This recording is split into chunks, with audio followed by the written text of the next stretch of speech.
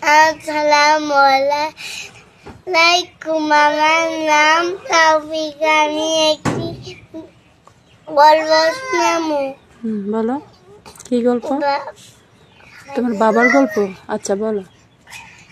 বাবা যে একটা গাড়ি তুলছিল, সেটা ইয়াতে ছিল আর পায় না গাড়ি। ওদের লাড্ডু রয়েছে, বয় পাইছে। শিয়ালেও দৌড়াইতেছে আর বাবাও দৌড়াইতেছে। ওদের দৌড়া ফুপি বাবা জিরাইছে, পানি খাইছে। ওদের কয় কি হয়েছে, কি হয়েছে? এটা কয় কি একটা শিয়াল আমায় দৌড়াইছিল।